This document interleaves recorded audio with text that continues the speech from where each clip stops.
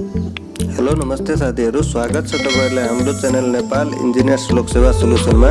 आजको भिडियोमा म पार्ट 2 लिएर उपस्थित भएको छु, जुन कि एसिस्टेन्ट सब इन्जिनियर 2074 साल प्रिभियस इयर को रहेको छ र यसमा चाहिँ बाँकी रहेको 25 वटा चाहिँ एमसीक्यू डिस्कस गर्ने छौ र जुन सर्ट भिडियो जरु छ त्यो पनि हेर्नु होला, जुन कि कोडबाट बिल्डिङ कोडबाट पनि राखेको छु, त्यो पनि धेरै नै इम्पोर्टेन्ट छ र आजको भिडियोमा 25 देखि लिएर 50 वटा क्वेशन हामी डिस्कस गर्न गइरहेका छौं। आजको चाहिँ भिडियोको पहिलो क्वेशन 25 नम्बरमा के छ, the ratio of maximum plinth area that can be built to the land area is known as A मा छ फ्लोर एरिया रेशियो, B मा छ GCR अनि C मा छ परमिसिबल बिल्ट अप एरिया अनि D मा छ none of the above. The maximum plinth area that can be built to the land area is known as के भन्छ त 25 को चाहिँ सही उत्तर हुन्छ ए फ्लोर एरिया रेशियो। अब क्वेशन नंबर 26 मा के छ, if the source of water is at an elevation then the surface area the water supply system is A मा छ pumping, B मा छ gravity, C मा छ intermittent, D मा छ continuous। त 26 को चाहिँ सही उत्तर हुन्छ ग्रेभिटी। यो पनि धेरै पटक सोधेको क्वेशन हो जब हामीलाई चाहिएको छ लोअर लेभलमा र हामी हाई एलिभेसन बाट जुन चाहिँ वाटर ल्याउँछौ वाटर सप्लाई सिस्टममा, त्यस्ता टाइपको सिस्टमलाई ग्रेभिटी सिस्टम भन्ने गर्छ। अब क्वेशन नंबर 27 मा के छ, तर यदि तलबाट माथि लग्यो भने त्यो पम्पिङ सिस्टम त्यसलाई भन्छ, त्यो पनि याद राख्नु होला। क्वेशन अलिकति मजाले पढ्नु होला। यो हैन कि यस्तो टाइपको क्वेशन आयो भने डाइरेक्टै ग्रेभिटीमा आँखा बन्द गरेर लगाउने। अब क्वेशन नंबर 27 मा के छ, which among the following is the demerit of a brick flooring. A मा छ इट इज स्लिपरी अनि B मा छ it is soft and not durable अनि C मा छ इट इज एब्जॉर्बेंट अनि D मा छ ऑल अफ द अबव। त 27 को चाहिँ सही उत्तर हुन्छ इट इज एब्जॉर्बेंट। साथीहरु जति पनि क्वेशन छ सबैमा चाहिँ टिक लगाएर आउनु होला, किनकि कुनै पनि क्वेशन छोड्नु भयो भने के थाहा त्यो पनि सही हुन सक्थ्यो, तर 5 वटा गल्ती भएपछि 1 मार्क मात्रै काटिन्छ। त्यही भएर कुनै पनि क्वेशन मिस गरेर नआउनु होला, मेरो सल्लाह त्यही छ। अब क्वेशन नंबर 28 मा के छ, in normal practice centre line is in drawing is denoted by. Centre line चाहिँ कस्तो चाहिँ डॉटेड लाइन बाट देखाएको हुन्छ। त 28 को चाहिँ सही उत्तर हुन्छ यो ठुलो सानो गरेर। अब क्वेशन नंबर 29 मा के छ, full form of SI unit. SI को चाहिँ फुल फॉर्म के हुन्छ, जुन कि एसआई यूनिट हामीहरु भन्छौ, तर एसआई को फुल फॉर्म धेरै जनालाई थाहा हुँदैन, जसको चाहिँ फुल फॉर्म हो सिस्टम इंटरनेशनल यूनिट। अब क्वेशन नंबर 30 मा के छ, a circle will appear on an isometric drawing is an. A मा छ इलिप्स, बी मा छ सर्कल, सी मा छ साइक्लोइड, डी मा छ पैराबोला। आइसोमेट्रिक ड्राइंग मा सोधेको छ। 30 को चाहिँ सही उत्तर हुन्छ ellipse. A circle will appear on an isometric drawing is an ellipse. अब क्वेशन नंबर 31 मा के छ, the working edge of T square used to. A मा छ ड्राइंग हॉरिजॉन्टल लाइन, बी मा छ as a base of set square, C मा छ draw horizontal parallel line, D मा छ ऑल अफ द अबव। तो 31 को चाहिँ सही उत्तर हुन्छ D all of the above, draw horizontal line as the base of the set square अनि ड्रा हॉरिजॉन्टल पैरेलल लाइन। अब क्वेशन नंबर 32 मा छ, to obtain light line which pencil is used. A मा छ B मा छ 2H, C मा छ H, D मा छ HB। तो 32 को चाहिँ सही उत्तर हुन्छ 2H। To obtain light line which pencil is used, त 2H पेंसिल चाहिँ युज गर्नु पर्छ त्यहाँ। अब क्वेशन नंबर 33 मा के छ, in engineering drawing the dark tone is done by. A मा छ H 2H अनि 3H पेंसिल अनि B मा छ HB पेंसिल, C मा छ 2B 3B पेंसिल, D मा छ ऑल अफ द अबव। तो 33 को चाहिँ सही उत्तर हुन्छ B HB पेंसिल। अनि साइज अफ पेपर चाहिँ सबैको चाहिँ याद गर्नु होला, जुन कि शॉर्ट भिडियोमा पनि राखेको छु। साइज अफ पेपर धेरै नै इम्पोर्टेन्ट छ, त्यो पनि सोधिरहेको हुन्छ, कुनै बेला A0 को त कुनै बेला A4 को त कुनै बेला A1 को। त अब क्वेशन नम्बर 34 मा के छ, due to change in price level a revised estimate is prepared if the sanctioned estimate exceeds A मा छ 2%, B मा छ 2.5%, C मा छ 4%, D मा छ 5%। तो 34 को चाहिँ सही उत्तर हुन्छ 5%। Due to the change in price level a revised estimate is prepared if the sanctioned estimate exceed 5%। अब क्वेश्चन नंबर 35 मा छ, choose correct item of work not included in plinth area estimate. A मा छ wall thickness, be मा छ room area, अनि C मा छ कोर्टयार्ड एरिया, अनि डी मा छ बरन्डा एरिया। तो 35 को चाहिँ सही उत्तर हुन्छ कोर्टयार्ड एरिया, जुन कि इन्क्लुड हुँदैन प्लिंथ एरिया मा। अनि बाँकी तीनवटै बरन्डा, वाल थिकनेस अनि रूम एरिया इन्क्लुड हुन्छ प्लिंथ एरिया मा। अब क्वेश्चन नंबर 36 मा छ, types of estimate generally practicised in a project. Types of estimate generally practicised in a project. A मा छ प्रिलिमिनरी एस्टिमेट, बी मा छ रिवाइज एस्टिमेट, सी मा छ डिटेल्ड एस्टिमेट, डी मा छ ऑल अफ द अबव। तो 36 को चाहिँ सही उत्तर हुन्छ सी, डिटेल्ड एस्टिमेट। कुनै पनि प्रोजेक्ट में चाहिँ यही एस्टिमेट जनरली प्रिफर्ड गर्छ प्र्याक्टिकली। अब क्वेश्चन नंबर 37 में के छ, to find out the rate of 1 unit of construction the rate of each material is taken from. A मा छ एप्रूव्ड डिस्ट्रिक्ट रेट, बी मा छ प्रीवियस एस्टिमेट रेट, अनि सी मा छ rate provided by the shopkeeper, अनि D मा छ प्रैक्टिस फ्रॉम अदर ऑफिस। तो यसको चाहिँ सही उत्तर कुन हुन्छ, 37 को कुरा सबलाई थाहा होला। एप्रुव्ड डिस्ट्रिक्ट रेट बाट चाहिँ फाइन्ड गर्छ unit rate of construction rate analysis मा चाहिँ डिस्ट्रिक्ट रेट बाट चाहिँ जिल्ला दर रेट बाट चाहिँ एप्रुभ गराएको हुनुपर्छ। अब क्वेश्चन नंबर 38 मा के छ, in rate analysis contractor's profit and overhead is generally taken as percentage of cost of work. A मा छ 2.5%, बी मा छ 13%, सी मा छ 10%, डी मा छ 15%। यसमा के भनेको छ, कन्ट्रैक्टर प्रॉफिट एंड ओभरहेड पनि भनेको छ, त्यही भएर यसको चाहिँ 15% हुन्छ। 38 को चाहिँ सही उत्तर डी हुन्छ। यदि कन्ट्रैक्टर प्रॉफिट मात्रै भन्दा 10%, ओभरहेड पनि भनिदिएको छ भने 15%, यदि भ्याट सोध्दाखेरि 13%, त्यो पनि याद राख्नु होला।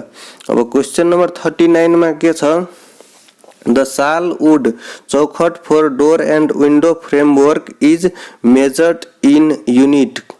कुन यूनिट में चाहिँ मेजर गरिन्छ, त ए मा छ स्क्वायर मीटर, बी मा छ रनिंग मीटर, सी मा छ क्यूबिक मीटर, डी मा छ नन अफ द अबव। तो 39 को चाहिँ सही उत्तर कुन हुन्छ, 39 को सही उत्तर सी हुन्छ। क्यूबिक मीटर में चौखट को सालवुड को चाहिँ फॉर डोर एंड विंडो को फ्रेमवर्क फ्रेमलाई चाहिँ क्यूबिक मीटर में चाहिँ मेजर गरिन्छ। अब क्वेश्चन नंबर 40 में के छ, the amount provisioned for tools and plants on earthwork excavation item in norms for rate analysis is। A मा छ 3% of material cost, B मा छ 3% of labor cost, C मा छ 5% of material cost, D मा छ 5% of the labor cost। The amount provisioned for tool and plants on earthwork excavation item in norms for rate analysis is 40 को चाहिँ सही उत्तर हुन्छ B, 3% of the labor cost। अब क्वेश्चन नंबर 41 मा के छ, a general term that applies to all direction provisions and requirements pertaining to the performance of the work and payment for that is known as. A मा छ design, be मा छ specification, C मा छ drawing, D मा छ estimation. तो 41 को चाहिँ सही उत्तर हुन्छ B, specification. A general term that applies to all direction provisions and requirement pertaining to the performance of the work and payment for that is known as specification।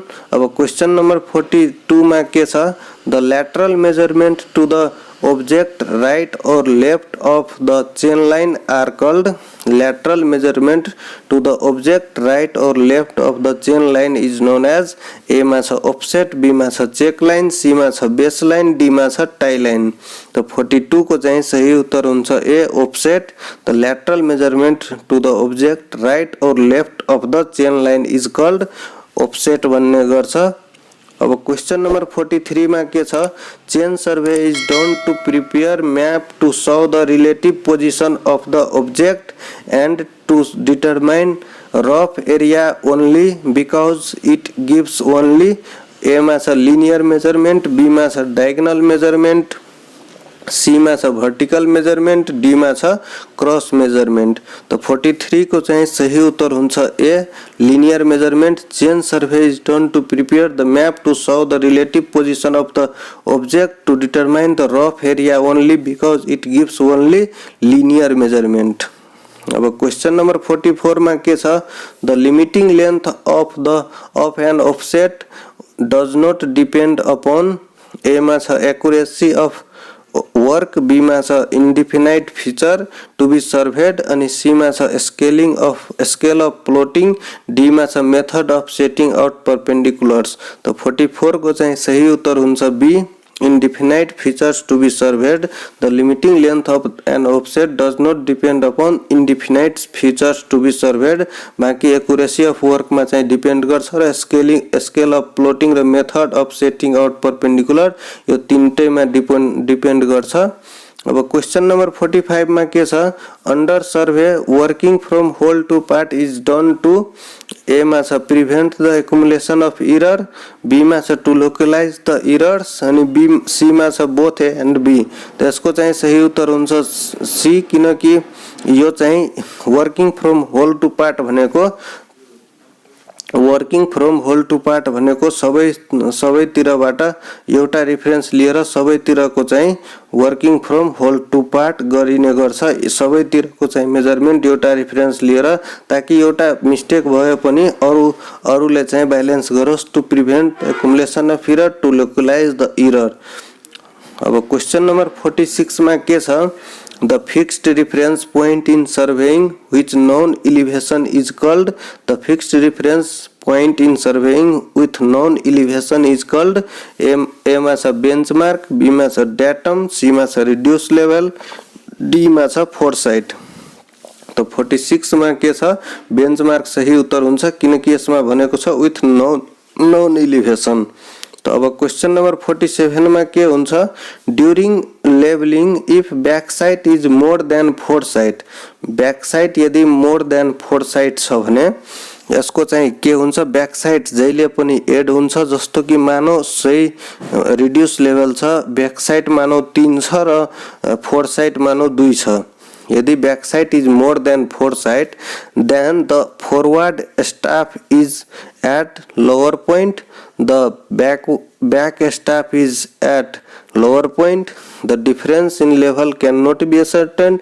यसको चाहिँ सही उत्तर हुन्छ 47 को B the back staff is lower point किनकि staff reading कहाँ बढी आउँछ जहाँ गहिरो हुन्छ त्यहाँ तल जान्छ स्टाफ, त्यही भएर यसको चाहिँ बढी रिडिङ कहाँ आउँछ जहाँ गहिरो हुन्छ, जहाँ कम रिडिङ कहाँ आउँछ जहाँ चाहिँ माथि हुन्छ। अटो लेभलबाट यो चाहिँ गरिन्छ। यो सबैलाई थाहा होला, जसलाई थाहा छैन आज बुझ्नु भयो होला। अब 48 मा के छ 15 centimetre of M20 concrete cube after 28 days of application obtain how much compressive strength। तो यसमा चाहिँ क्यूबमा चाहिँ ध्यान नदिनु होला, कुन ग्रेड अफ कंक्रीट हो त्यसमा ध्यान दिनु होला क्योंकि कंक्रीट को क्यूब को साइज 150 × 150 × 150 mm नै हुन्छ। र यस्ता टाइपको भिडियोजहरु हेर्न चाहदै हुनुहुन्छ भने हाम्रो त्यो शॉर्ट भिडियो को प्लेलिस्टमा धेरै टाइपको राखेको छ र आजकल 200 टेक्निकल टर्म जुन छ यसमा यस्तो टाइपको क्वेशन सस्तै पाउँछ। त 48 को चाहिँ सही उत्तर कुन हुन्छ 48 को सही उत्तर सी हुन्छ किनकि M20 छ भने मिक्स 20 M20 ग्रेड को 28 डेज में चाहिँ 20 न्यूटन m पर मीटर स्क्वायर हुन्छ। अब क्वेश्चन नंबर 49 में के छ in building construction brick in building construction brick wall in superstructure is not done in A मा छ English bond, B मा छ stretcher bond, C मा छ Flemish bond, D मा छ herringbone bond। तो 49 को चाहिँ सही उत्तर हुन्छ डी हेरिङबोन बोन्ड। यो चाहिँ कस्तो टाइपको बोन्ड हो यदि तपाईहरुलाई राम्ररी थाहा छ डिस्क्रिप्सनमा त्यसो भए यो चाहिँ तपाईहरु कमेन्ट गरेर हेरिङबोन बोन्ड कसलाई भन्छ त्यसको चाहिँ एक्सप्लेनेसन राखिदिनु होला, सबैलाई थाहा हुन्छ। In building construction brick work wall in superstructure not done in herringbone bond. बाँकी सबै बोन्डबाट गरिने गर्छ तर यो बोन्डबाट गरिदैन। यो बोन्ड त सबैलाई थाहा छ। इन इच कोर्समा चाहिँ अल्टरनेट हेडर एन्ड स्ट्रेचर यो फ्लेमिश बोन्ड हो। स्ट्रेचर बोन्ड भनेको यो यसरी मात्रै राखेको हुन्छ, यसलाई चाहिँ स्ट्रक्चर बोन्ड भन्छ। र इंग्लिश बोन्ड भनेको इच कोर्समा हुँदैन, हरेक कोर्समा हुँदैन। तर एउटा कोर्समा यस्तो भयो भने अर्को कोर्समा अर्को, तर इच कोर्समा यसमा चाहिँ अल्टरनेट हेडर एन्ड स्ट्रेचर हुन्छ फ्लेमिशमा। त यो सबै थाहै छ। तर हेरिङ बोन्ड कसलाई भन्छ यो कसैलाई थाहा छ भने तपाईहरु कमेन्टमा राखिदिन सक्नुहुन्छ। अब क्वेशन नम्बर 50 मा के छ? The preferred temperature for placing concrete is. Preferred temperature कति हुन्छ? सबैलाई थाहा भएको कुरा हो। 27 + 2 डिग्री ± 2 डिग्री। यो चाहिँ 29 डिग्री पनि हुन सक्छ र 25 डिग्री पनि हुन सक्छ। यो क्वेशन धेरै पटक रिपिट भएको पनि क्वेशन हो। हस्त साथीहरु आजको पार्ट 2 पनि सकियो। यो असिस्टेन्ट सब इन्जिनियरको 2073 र 74 को राखेको छु र सब इन्जिनियरको त धेरैवटा सेट अपलोड भइसकेको छ, तपाईहरु हेर्न सक्नुहुन्छ। हस्त साथीहरु म नन्दकिशोर शाह आजको भिडियोमा यतिमै इन्ड गर्न चाहन्छु। हस्त साथीहरु धन्यवाद।